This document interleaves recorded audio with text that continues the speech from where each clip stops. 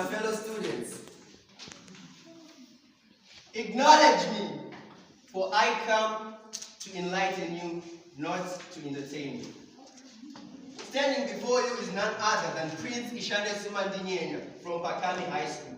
I stand in front of you as I present my speech entitled The Lessons and the Rules to Success. First lesson, always go after the things that you want. Let me tell you a story. One day, a friend of mine went for a run in Beirut City Center.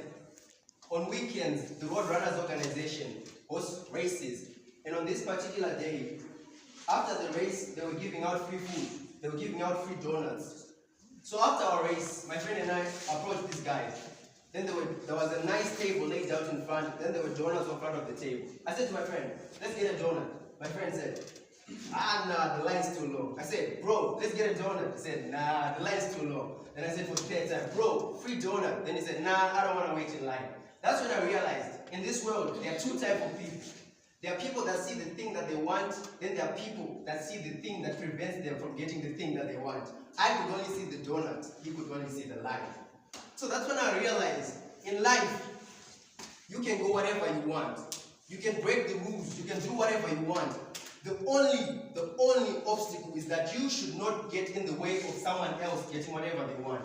So I went to the line, I squeezed in between two people. I went to the table, I grabbed myself a donut. And no one got mad at me. Because the rule is you can go whatever you want, just as long as you don't get in the way of someone getting whatever they want. That's rule number one. Now, lesson number two. Nelson Mandela is a very interesting case study in the leadership world. He was actually the son of a tribal chief. And he was asked one day, how did you become such a great leader? Then he said, he would often go to tribal meetings with his father. And from those tribal meetings, he remembers two things. One, they would always sit in a circle. Two, his father was always the last one to speak. You have been told your whole life that you need to learn to listen. But I would say you need to learn to be the last to speak. Because the skill of being the last to speak does two things. One, it gives you a chance to make everyone feel that they've been heard, that they've contributed. Two, it gives you a chance to hear what everyone else has to say before you render your opinion. So, my advice is always be the last to speak, so that you can understand the first speakers, you can understand where they're coming from, you can understand their view, and you can understand why they have this view that they have. So always practice to be the last to speak, because that's what Nelson Mandela did. Now, I go for my third and last lesson. It's actually based on a true story. My favorite one of my lessons. There was a former minister.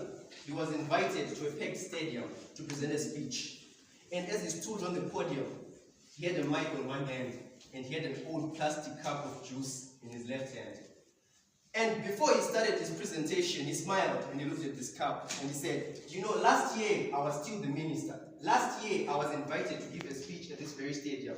And when they invited me to give a speech last year, they flew me here by a private jet. And when I landed on the airport, there was a limousine waiting for me to carry me from the airport to the stadium. When I arrived at the stadium, there was a man at the door who had a beautiful glass cup of juice, and he offered it to me and said, welcome, minister. He said, now I'm no longer the minister. I was invited to give a speech here. There was no private jet. I had to take a bus from my house to the stadium. And before I got to the stadium, I had to walk on foot 2 kilometers to get here. And when I got here, sweaty and tired, there was no man with a beautiful glass cup of juice. But they had an old plastic cup of juice that I bought here. So the lesson, boys and girls, the lesson is, whatever respect, whatever love people show you, that love is not meant for you. That love is meant for the position that you hold. So never take it for granted. Always know where you come from and always know where you're going. The name is Prince Ishane Sumandinyenya. I hope my lessons have been an inspiration to you all. With that, I thank you.